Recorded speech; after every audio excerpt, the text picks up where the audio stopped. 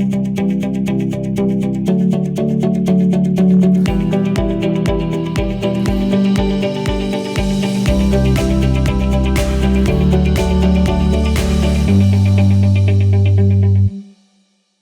afternoon, everyone. We are so thrilled to have you here for our second annual time to sit and recognize some of the amazing women that we have doing incredible work here in our area.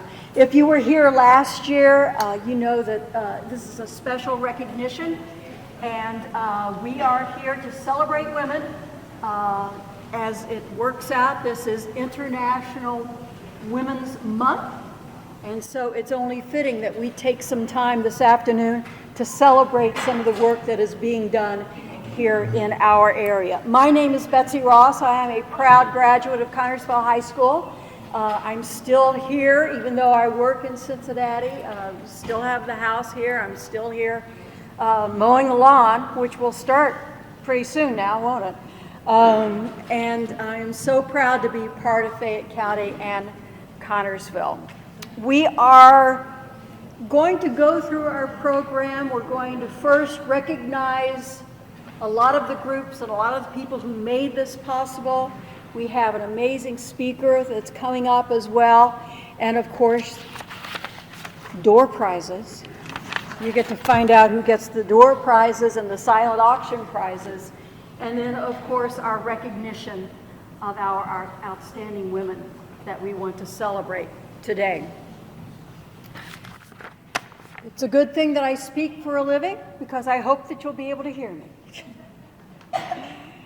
First of all, we want to thank our sponsors who make this possible. If you will, please wait till I go down the list, and it is extensive, before you give them a round of applause, a deserved round of applause. First of all, our platinum sponsor, Reed Health, providing the catering for the event.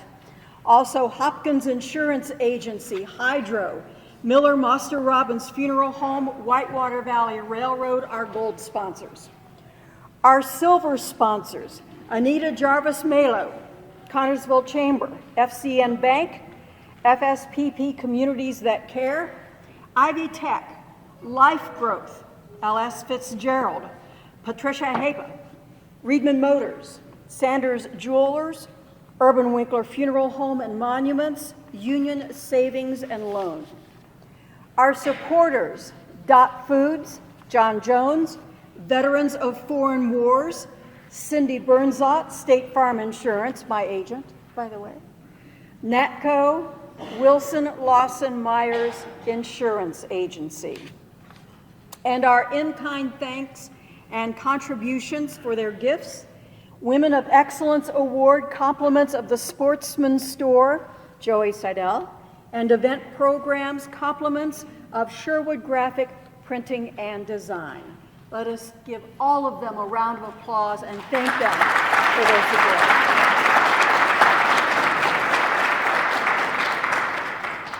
And of course, thanks to the Parks Department and this amazing Miller building that is such a great venue and gets so much use in our community. And we are thankful that we have this kind of a venue that we can use for this.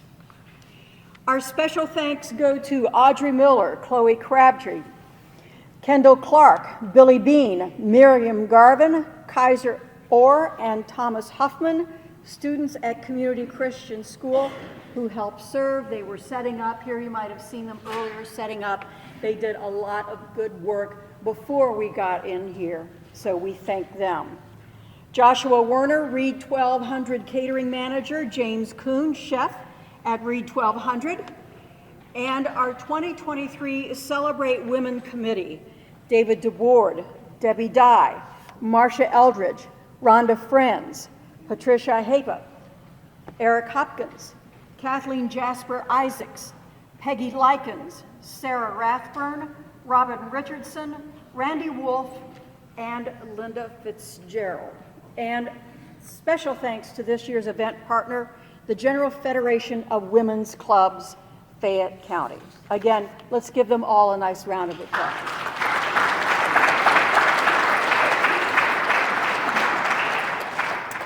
And to get the program started this afternoon, I want to bring up Billy Kester, Vice President of Care at Reed Health, for some brief remarks. Billy?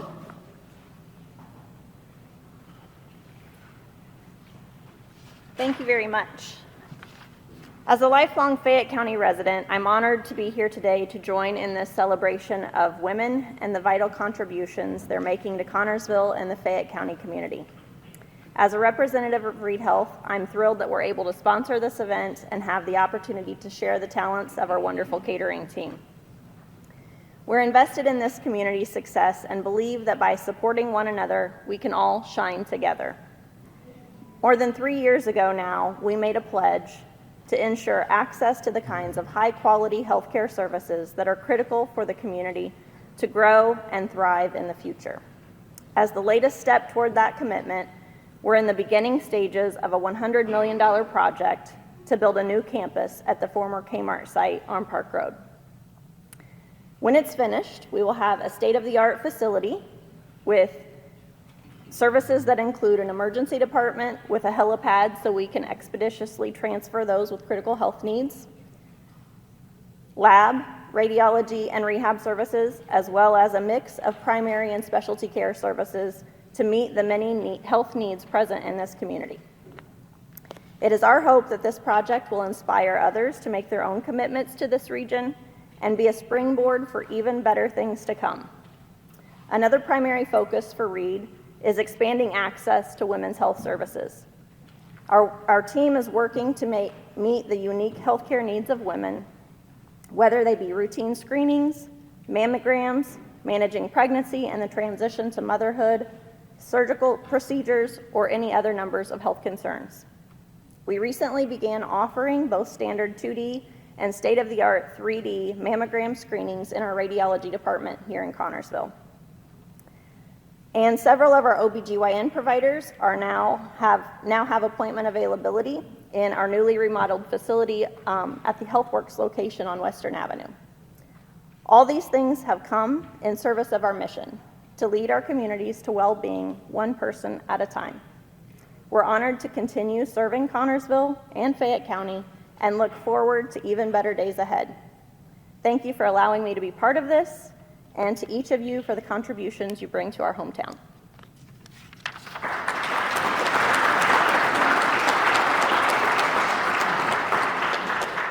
Billy, thank you so much, and thank everyone at Reed especially for supporting this event and being one of the main sponsors here. Again, if you were here last year, you know that we had a wonderful, deserving young lady as a scholarship winner, Brooke Sutoff. Brooke is here with us and can make a few comments. Brooke?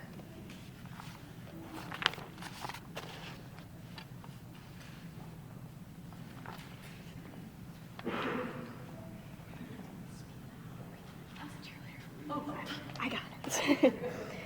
Okay. Hello, everyone. My name is Brooke Sutoff, and I am a 2022 graduate of Connersville Senior High School, and I am currently a freshman at Indiana University East, where I participate on the track and field team there. I pole vault, and I am also pursuing a degree in human life sciences there with a minor in chemistry. And I was most recently at Indiana University East named on the chancellor's list by obtaining a 4.0 grade point average.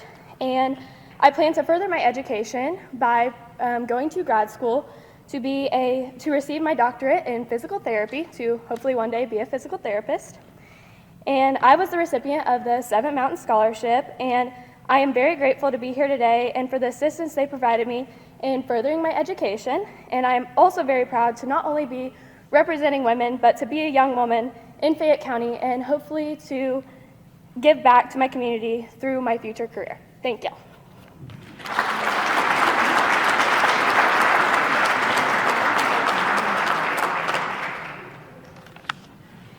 When she was coming up, I told Brooke, I said, speak up. She goes, don't worry, I'm a cheerleader. Go. Got it. If you joined us earlier in the gym, we heard some wonderful music from Lydia Smith. She is a junior at the Community Christian School, and very talented, and I hope that you had an opportunity to enjoy some of the music that she gave us while we were over there waiting to come over. Lydia, you have time for another solo? All right.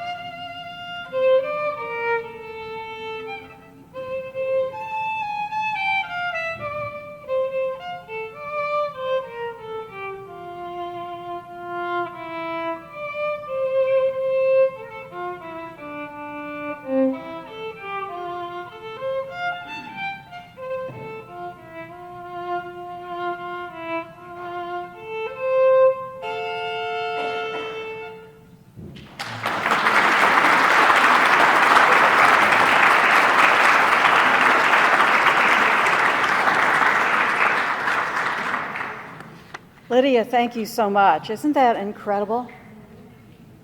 With her talent? Thank you. Thank you very much. She was playing Candle in the Wind when I was in there earlier today, and I think I'll probably be humming that the rest of the day. As we said, this is a special day and a special month as we celebrate women, not just here, of course, in Fayette County and in our area, but everywhere in the state, in the nation, in the world, and what women contribute locally and globally. And yes, this is only like one afternoon that we get to actually sit down and celebrate the women who do such great work here in Fayette County and in Connersville. But you know what? This is a time that we can set aside. Even though it's just an hour or two, it is time that we can actually stop and acknowledge so much of the great work that is being done by women here. And that leads us to our featured speaker that we have this afternoon. I was privileged to be the speaker last year, and it is really humbling and an honor to be able to speak in front of you, and I'm sure that Katrina feels the same way as well. Katrina Norris is the executive director of the Indiana State Psychiatric Hospital Network within the Division of Mental Health and Addiction. She oversees all of 6 of Indiana's state hospitals, and she is no stranger to Fayette County. As she told me just a little bit ago, she really got her career started right here in Connersville and in Fayette County. So we're looking forward to hearing from her. Ladies and gentlemen, please welcome Katrina Norris.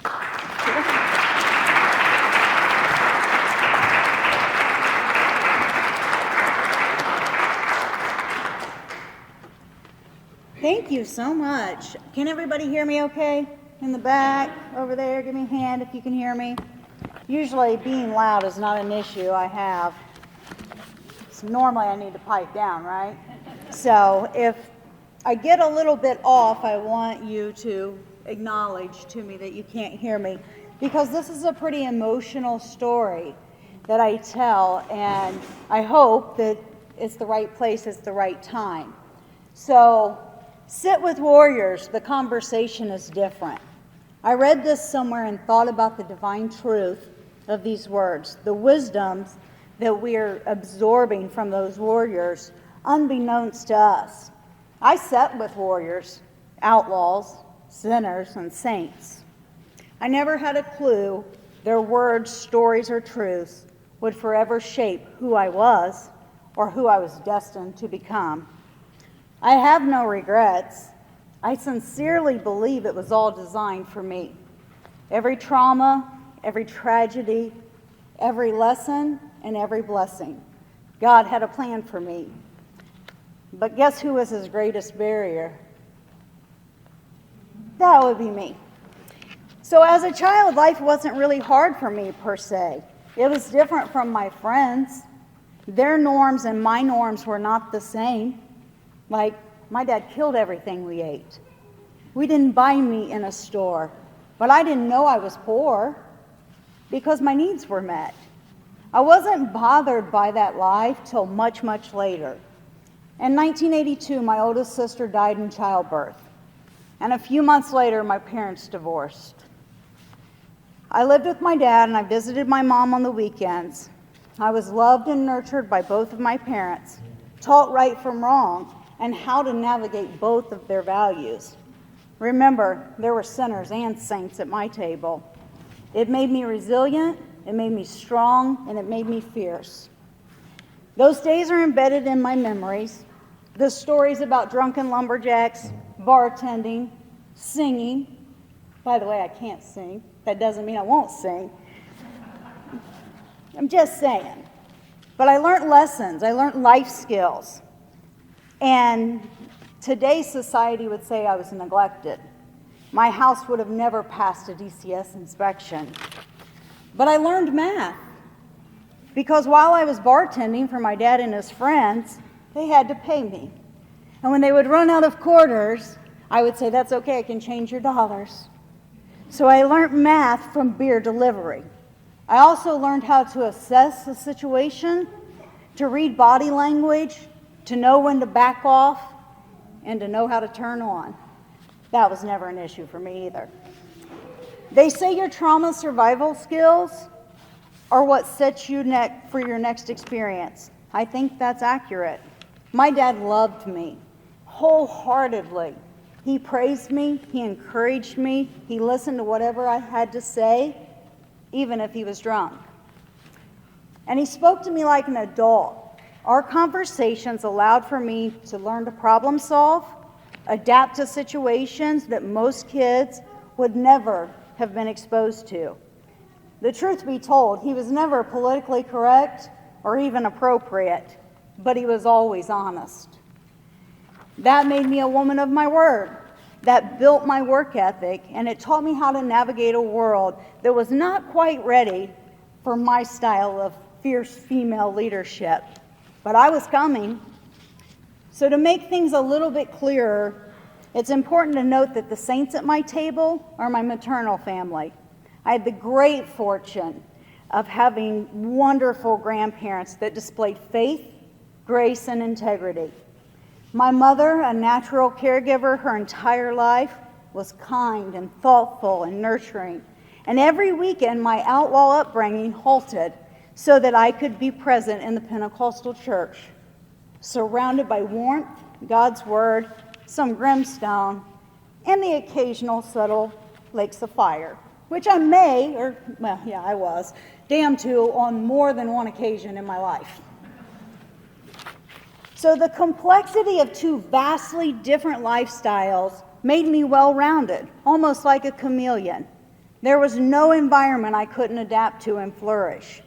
I could tell you 100 more stories about my childhood, create visuals that would make you cry, laugh, or gasp for air. But that's for another time. Today is for how to get to where you want to be, no matter what barriers are thrown in front of you. This is a story of resiliency that only a warrior, a survivor, can tell. But please know that my story is not unique. There may be some unique elements, but there are far more like me. So many more that have survived our adversities and stood for what we believed in. We're better together as a united band of gypsies searching for the next adventure, never satisfied with just enough or the status quo. And let's face it, women get things done. Like, we don't mess around, right? We get things done. Don't be offended or think that I'm one-sided, right or left-winged. I'm not either. Nor do I identify as a feminist. I was raised in a house full of drunken lumberjacks, and I have 4 brothers. It was kind of hard to be that. But I tell you, the bird needs both wings to fly, and the beauty of resilience is that both sides of my table were necessary to make my way through this thing called life. So I shared with you the glimpse of my childhood, but like most of us, the adolescence years came, and so did the inevitable condition of knowing everything. That's just a part of it, right? Suddenly my parents were idiots. They could never understand the world I was growing up in. And at 15 years old, my genius dad abruptly stopped drinking, nearly dying in withdrawal.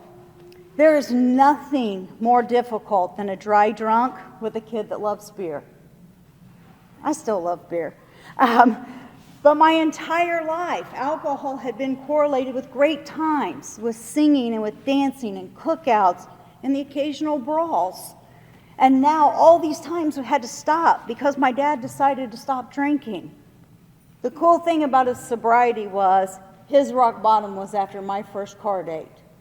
He stopped drinking, and he maintained that until he died. So that was an amazing thing, and it took me a lot of years to really think about what kind of grit it took for him to, one, stop drinking, nearly die in withdrawal, and never knowing that there was another method. But we're focused on those adolescent years, right? So I was the leading expert of everything in those years. So from 17 to 24, I was complete and total chaos. Maybe not me, but certainly my life was chaos. And so were my choices.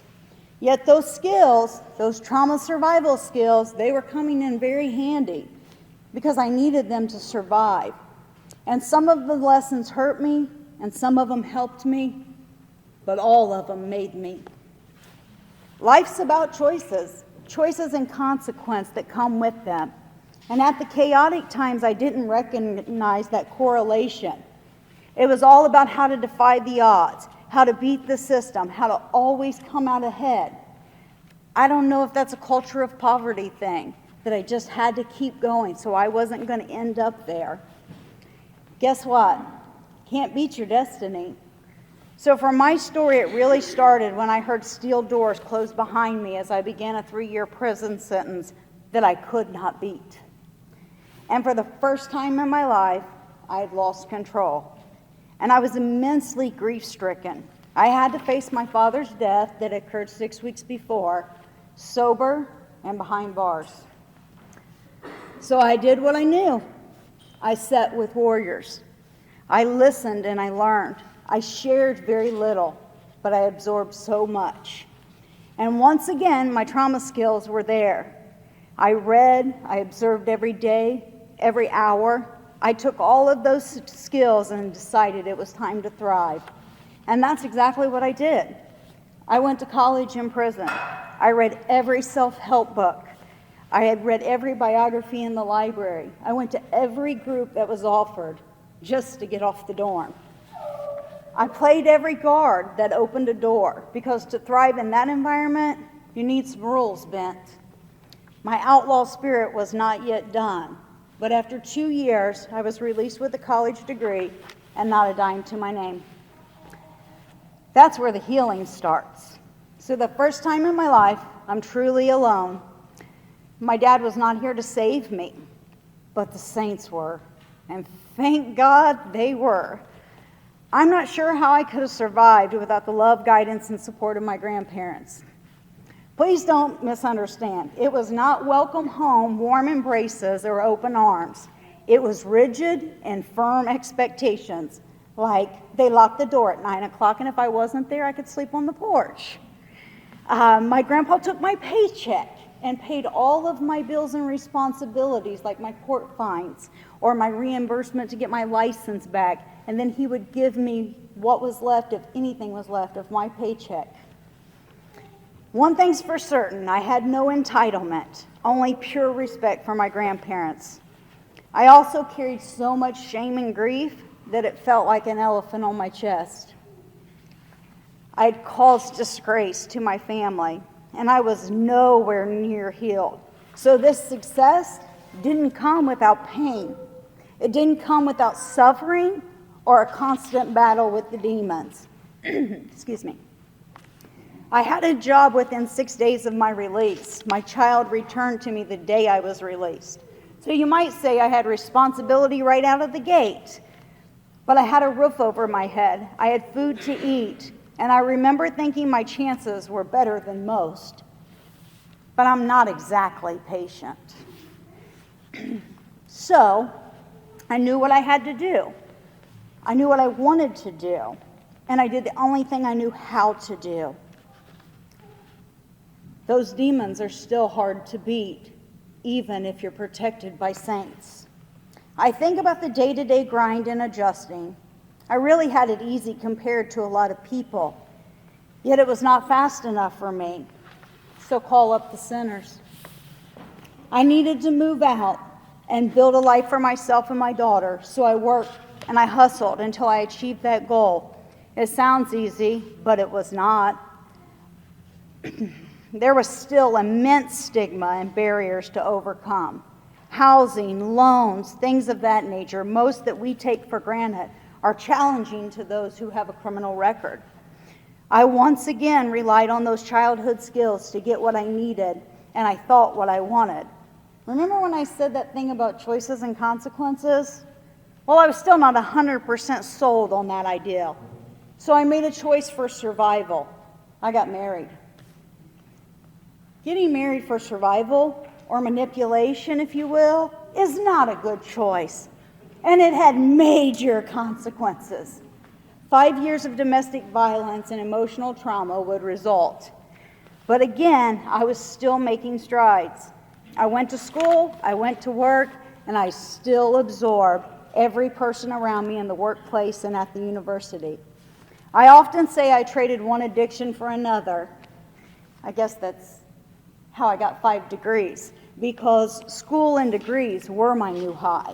And in that process, I met a new kind of warrior, one that used words and knowledge and persuasion rather than violence to make changes.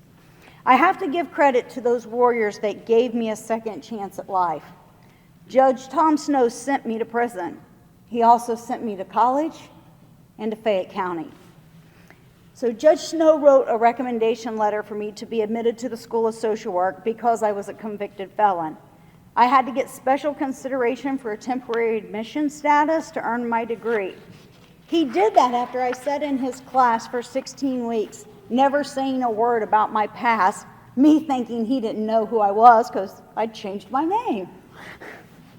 I was wrong. He knew all along. The School of Social Work also requires internship for degree completion. Being a felon and finding placement was exceptionally difficult. Ultimately, I ended up at Whitewater Valley Care Pavilion. And once again, I had to get special permission due to my history. Judge Snow came through again. He helped me get DCS clearance because the Care Pavilion was licensed by the Department of Child Services to begin my career. It was then that he began to push me to advocate, to tell my story, but I was scared. I was too ashamed to do that. And this was long before the respect of peer support was seen as valuable in social services, reentry, or substance use disorder treatment. I came to the Care Pavilion as an intern, and within a few months, I was offered a full-time job. From 2017 to 2019, I worked for Fayette Regional. I came as an intern and I left as a vice president. I did everything to advance myself, but also in an effort to prove that lived experience had a valid place in the treatment of trauma and substance use disorders. Many, many times my advancements came from the skills I learned from merely surviving. Every promotion came from a man that was convinced to give me a chance. I attribute these lessons to what my dad had taught me. He would say, "Sis, act like a lady, but think like a man." More often than not, it's pretty simple. Ladies, we do this all the time. We just make them think they thought of it. And it worked. So we simply adapt, we simply push forward, we get things done. But I would be remiss if I did not acknowledge one of the most influential warriors in my experience in Fayette County, Tom Dieters, the late great clinician that helped me learn, grow, lead, but most importantly, to heal. Tom supervised me through my clinical licensure process and gave me the unique opportunity to teach and assess court-ordered clients from Franklin County for over 2 years on a contract with their probation department. Most importantly, he taught me how to respond, not react. This, my friends, was the game changer. About this time, I married a new type of warrior, my husband Dane.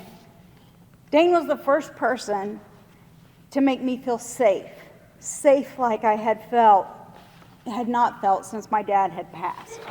He encouraged me simply by saying, "Just be you." The love and support was exactly what I needed to start my journey as an advocate. While I was focusing on meeting the increasing needs here in Fayette County with the opioid crisis, my child was beginning her addiction, one that we still battle today. At that time, Fayette County had the highest drug overdose death rate per capita in the state, and Scott County was in the height of an HIV outbreak. I just knew we were next. Most of you can remember and recall the build of North Star Recovery and the millions of dollars in grant funding that we received, as well as the unfortunate outcomes. But remember, you can't beat destiny. So even all of these things were occurring, I was still advocating. In May of 2013, then Governor Mike Pence signed Indiana's first expungement law into effect. It was an extreme battle in this very conservative state, but it was done so by telling our stories of recovery without shame. It was done by recalling all of the barriers and the perseverance to overcome. For me, it was the start of using my voice, my response, rather than reaction techniques to move mountains. I never answered the question on a job application, "Have you been convicted of a felony?" I left it blank because I thought if I could at least get in there and use my talents, or what my dad would call the gift of gab, I would have a chance. And it worked. Today I can proudly and legally check no, thanks to that expungement law and the work that we did. So with the build out of recovery services in Fayette County, there were so many collaborative efforts that I cannot tell you or emphasize enough the impact these experiences brought to me. Fayette County brought law enforcement, medical, the faith community, and those with lived experience to the table to solve problems. It was a table of warriors like I had never seen. Again, my destiny, my blessing was to be a part of this community. It gave me hope and drive and restored my faith. In February of 2019, I became Richmond State Hospital's first female superintendent in their 129-year history. They were a little behind the mark on the glass ceiling thing. But working for the state was an entirely different world with new rules, new expectations. To say the learning curve was steep is an understatement. But the opportunity to make changes, significant changes, was much simpler. In March of 2020, the day the governor declared a public health emergency, I became the executive director for Indiana State Hospitals. See, I've got impeccable timing, right? Like, I'm right there. But that opportunity, that destiny, if you will, gave me the chance to refine my skills of responding, not reacting. Like the rest of the world, none of us knew how to proceed with this pandemic. I am exceptionally proud of two things that happened during the pandemic. Number one, not one person in 6 of my state hospitals died from COVID.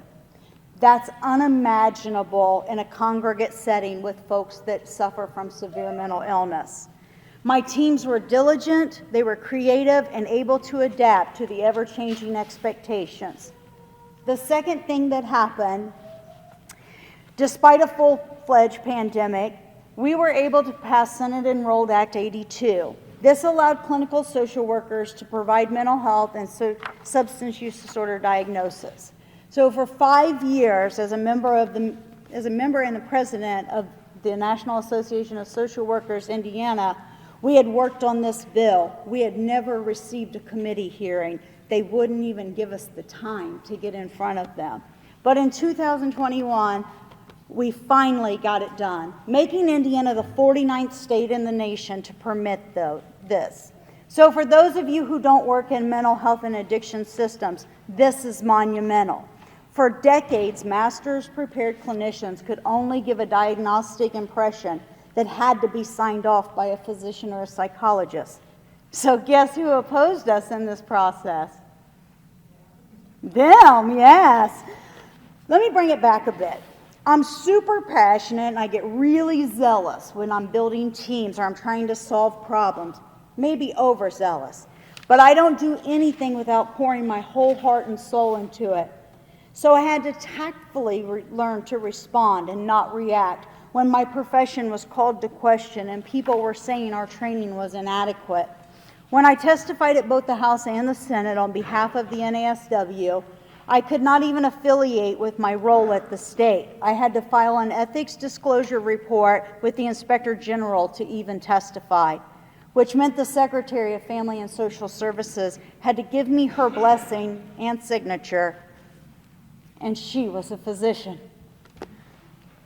Skills used again from my days in Fayette County and navigating systems that were underfunded but had the absolute best community support helped me again to accomplish the unthinkable. Senate Enrolled Act 82 passed and thousands of Hoosiers would benefit. They would not have to wait so long for services. And not-for-profit organizations could see a more fiscally and sustainable process for the future. So to wrap this up, I want to focus on the impact of women to change the world we live in. We're often more emotional than our male counterparts, that's true. But our emotions drive passion, and passion drives results. So we must learn to respond rather than react to situations, which is a direct contradiction to the mantra that had drove me most of my career. Jane Addams said, "Well-behaved women rarely make history." That meant be loud and rowdy to me and my outlaw ways. Today I know Jane Addams was being masterful in her response to the social issues of her era. In our era, we must do the same and use our experience and our stories to change the world we live in for our children and their children by use of our grace and our charm. So I'll leave you where I began. Sit with warriors. The conversation's different.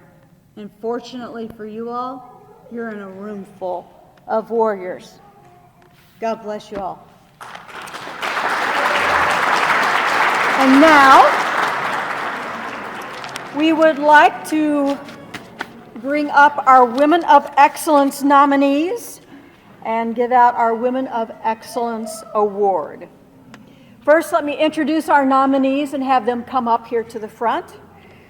First, Sharon Cranfill, founder and executive director of the House of Ruth Residential Treatment for Women and a member of the Fayette County Council. Sharon.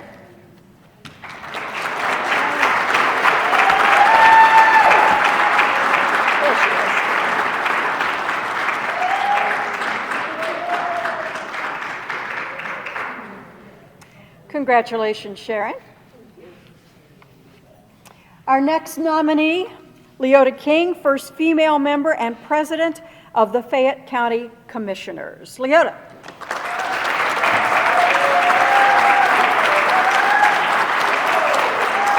Congratulations.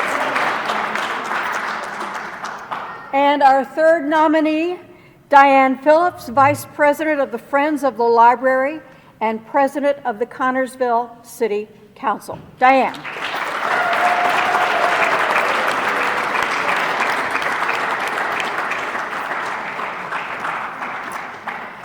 And now I'm going to turn the podium over to Amanda Falk, who was our 2022 winner, and Billy Kester. If you would both please come to the podium to award the 2023 Woman of Excellence Awards. These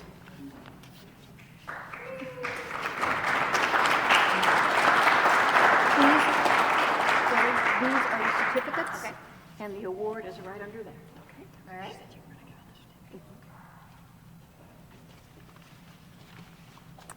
First is Leota.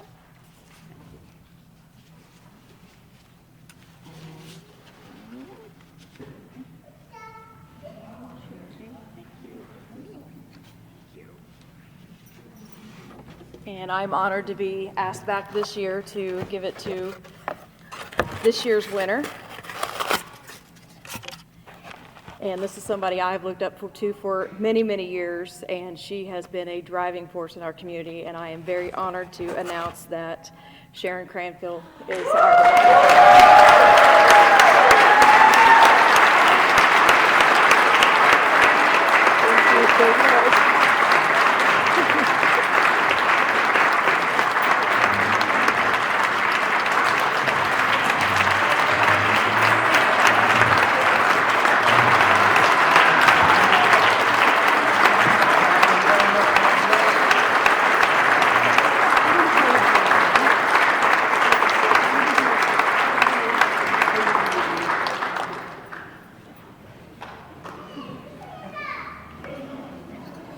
Thank you very much.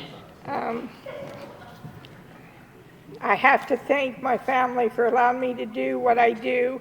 If it wasn't for my husband cooking his own meals, doing his own laundry, and I looked up excellence and what it means. It was outstanding and, doing very well in everything that you do. And sometimes, our family suffers for the things that we do. And I'm just honored that I'm allowed to serve in my community. I count it an honor to do that. And there's a song that we sing in our church, and it says, it's not because of that I'm great, it's not because I'm good, and it's not because I'm strong. It's just that I held on, and if it wasn't for God, I wouldn't be able to do the things that I do. So thank you so much.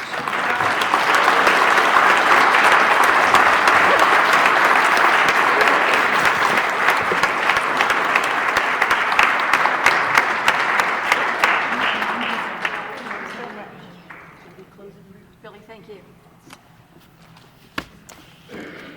Thank you and congratulations. And our three nominees, if you will make sure that you stick around afterwards so we get a quick picture with your awards, we would appreciate that as well. And before we leave and wrap this up, let us give one more great round of applause to Sharon, Leota, and Diane.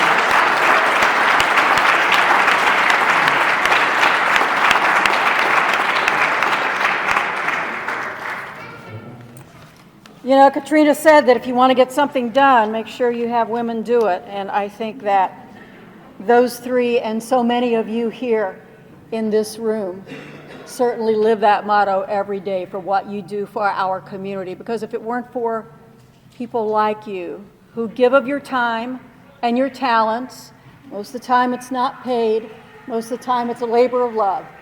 But we thank all of you for giving this community so much leadership and so much strength.